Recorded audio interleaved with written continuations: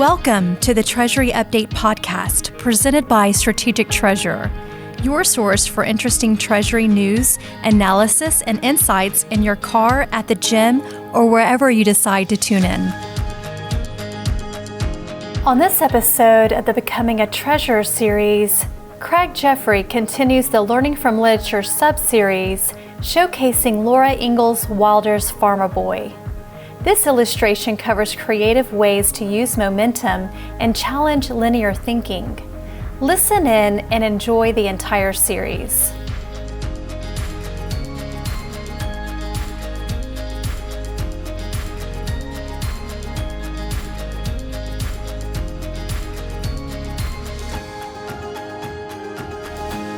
Welcome to the show, Craig. Thanks, Meredith. So what is the book for this episode? So we're looking at Farmer Boy. It's part of the series of the Little House on the Prairie series by Laura Ingalls Wilder. Little House on the Prairie series. Did you get this from reading it to your kids? No, though my kids have heard it read. I've read portions of it. My wife has done a better job at that, but I remember this series. My mother read it to me and some of the other kids in my family growing up. And this book in particular, there's a lot that stuck with me on it. Fun. I know it's a classic. Give us the scene for this episode of Learning from Literature. Well, if the title is called Use Momentum, Challenge Linear Thinking, if that's the podcast title, it's one of the middle chapters about shearing the sheep. So I think the chapter's called something like Time to Shear the Sheep or Sheep Shearing Time. This is where they're taking the sheep, they're soaping them up, they're washing them in this fast-moving river. They make sure they get dried in the sun, and then they shear the sheep, and they bundle the fleece up and carry it up into their barn. And so that's the scene. It's that, once a year time, or that time of year where they clean, shear, and bundle that up for later sale. Do you have a sample from the book that you can share with us? In this Time to Shear the Sheep, a couple things I thought were interesting. If we talk about learning from literature, two of the concepts here are use momentum and challenge linear thinking. And when it was time to shear the sheep, I really liked how they described, they took advantage of the sheep. They would feed them into the area, they'd get them wet.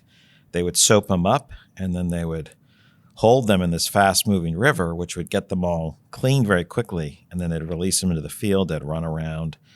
The sun would beat down on them and dry them, so the fleece would be clean for when they did that. So that was the initial part of the scene, and that's that concept of using momentum, or more modern slang, going with the flow. Yeah, I'll talk through the story. I don't have the book in front of me. I have a couple notes, so hopefully I'll get the quotes right.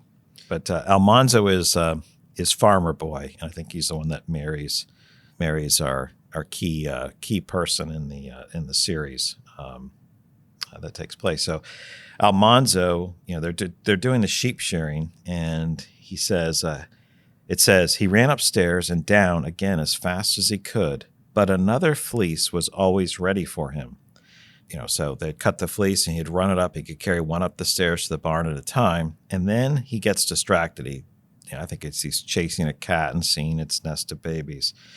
And he comes back later, and like many parents, they might have a different reaction when they see someone who hasn't been focused on their work, particularly if it's their kid.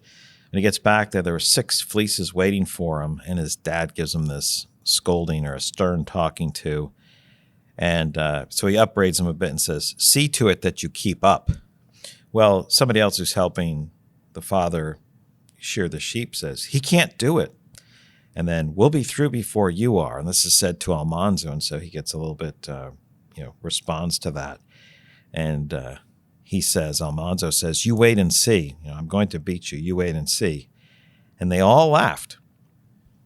And then by the time they got to lunchtime, Royal, who's one of the people in the story, he tied up the last fleece, dropped it on the ground or got it ready, and then Almanzo had to carry it up. There's point of recognition at that point, and I'll explain that in a minute. But then towards the end of the day, Almanzo is running back and forth as quick as he can bringing the fleeces up, and they kept, challenging him. Hurry up, or we'll beat you. We'll be done. We'll be done first. And they keep egging him on, and he's going as quick as he can. And then they say, "We're all through. We beat you." And Almanzo responds, "No, you haven't beat me. I have a fleece upstairs that you haven't sheared. I beat you. I beat you." And his father howls. He who laughs last laughs best. And his father loved what the story was and how it took a turn. What had happened was Almanzo had realized at lunchtime what had gone on, and he took a sheep upstairs. He put a leash on it and brought it upstairs, put some food with it so it wouldn't make a lot of noise, so it'd stay quiet.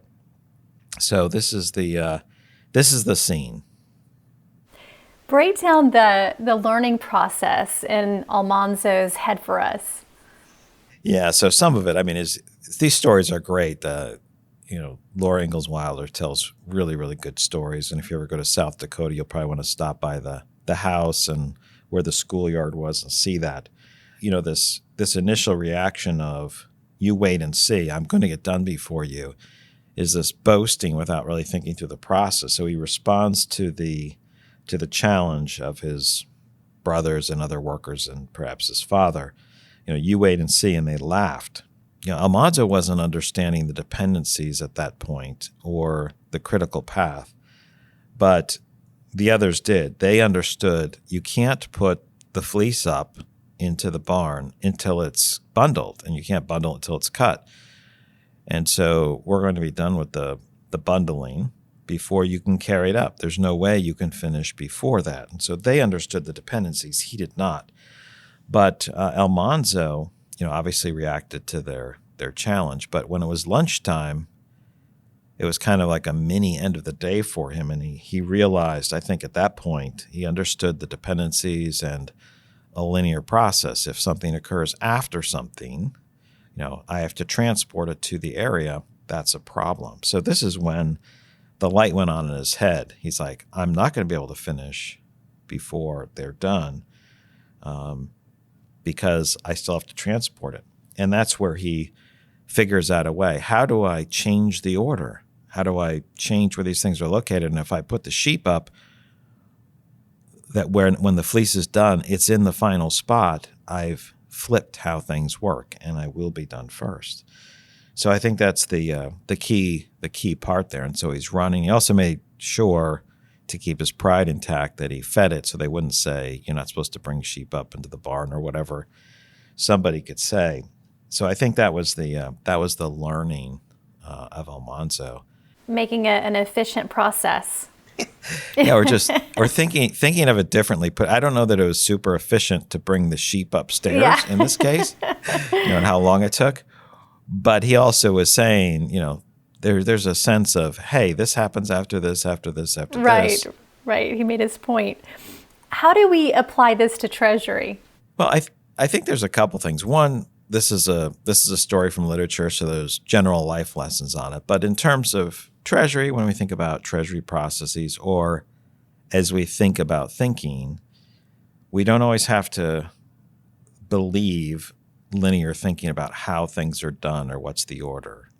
And this can be in a regular workflow. It can be broken down processes. It can be related with Slack. So, for example, I won't give too many examples here, but you just think of in this work from home environment, in the COVID time, people would, they would sign documents, and they would, move physical documents that were related to moving funds, batches of transfers, ACH or other, or it might be approving wire transfer. And sometimes those signature approvals are done after the fact.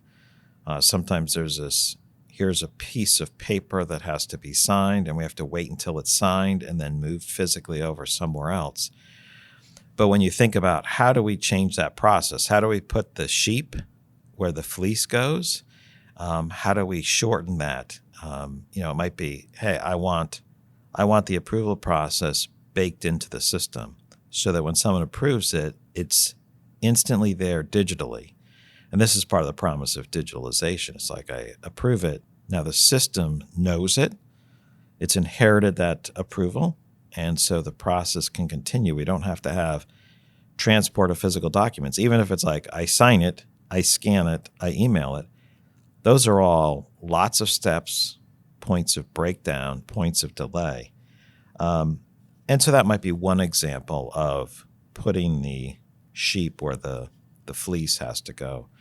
But of course, there's lots of examples. I think that the key thing here is, in this story, there's the two things, the two parts, Meredith. It's don't always think of things in the order that they've been, and think creatively.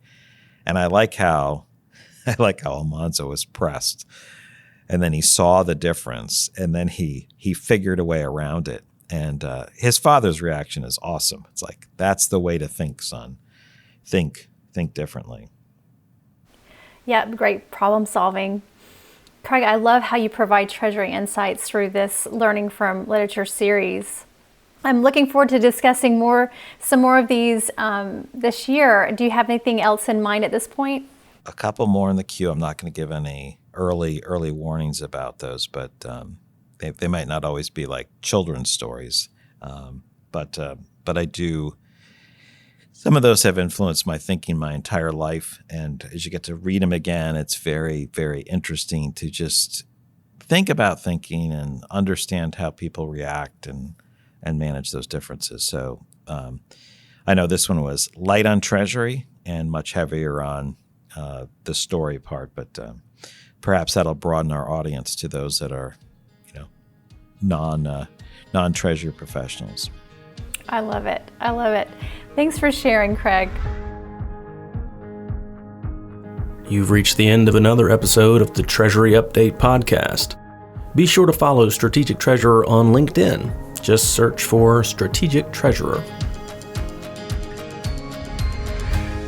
This podcast is provided for informational purposes only, and statements made by Strategic Treasurer LLC on this podcast are not intended as legal, business, consulting, or tax advice. For more information, visit and bookmark strategictreasurer.com.